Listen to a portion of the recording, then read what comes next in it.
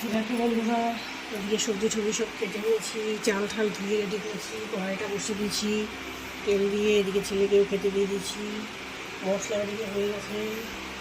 আর মাংসটা চিকেনটা গরম জলে ভিজিয়ে রেখেছি যাতে নোংরা ঠোংরা সমস্ত বেরিয়ে যায়। এখন শুরু করে দেবো। পোলাও পেঁয়াজটা ভেজে তুলে রেখে নেব।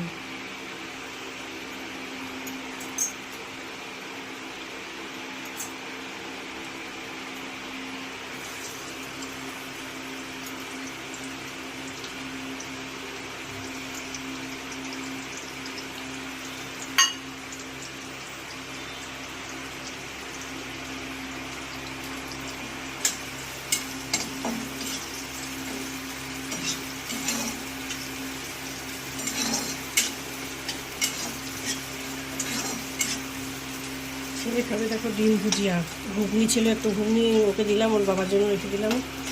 ডিম ভুজিয়া আর এই রুটি।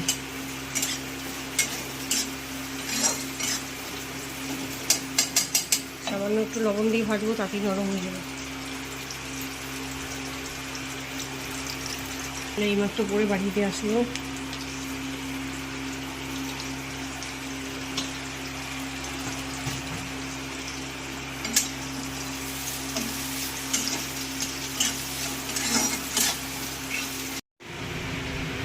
দেখো বন্ধুরা, এদিকে আলুটা বসিয়ে দিয়েছি, আলুটা লাল লাল হয়েছে, আর রেখে পেঁয়াজটাও সুন্দর করে ভেজে রেখেছি, মানে সফট হয়েছে, লাল লাল করিনি, হালকা ব্রাউন হচ্ছে, সফট করে ভেজেছি।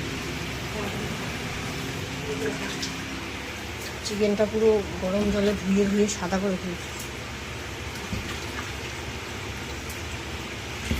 অনেকটা চিকেন, একদিনে তো খাওয়াই যাবে না। আর আমি তো চিকেন একবেলা খাই, দুপুরে শুধু খাবো, আর খাওয়ার সিন নেই। ফ্রিজে থাকলেও আমি আর খাবো না, ছেলে খাবে আর আমার বাবা খাবে।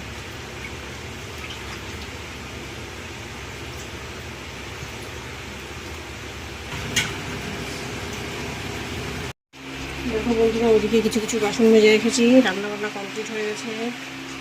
আর এখানে এবার বাসছি, এখন গ্যাস ট্যাস মিলবো, অনেক কাজ আছে এখানে।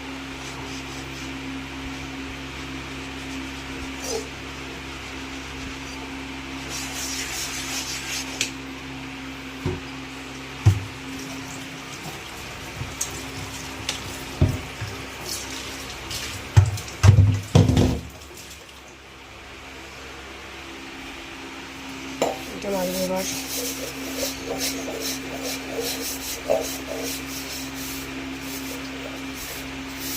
মাজাটা খুব অসুবিধা হয়, বলে এতটি কাটা, যখন যখন কাটায় খোঁচা লাগিয়ে কিন্তু হাত তুলে যায়।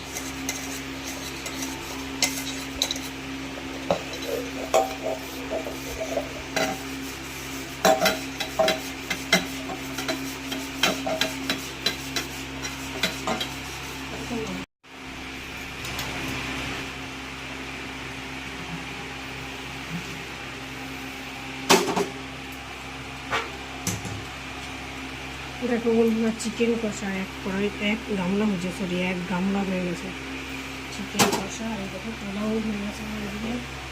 দেখো পোলাও, গ্যাসটা এখন এদিকে বাকি আছে, এদিকে বাসনটা করছিলাম, এদিকে মুছে নিয়েছি, প্রেশারে হয়েছে, এদিকটা বাকি আছে। এদিকটা মানে গ্যাসটা মুছলেই আর আমার কাজ কমপ্লিট হয়ে যায়। সবাই ভালো থেকো, সুস্থ থেকো, টাটা।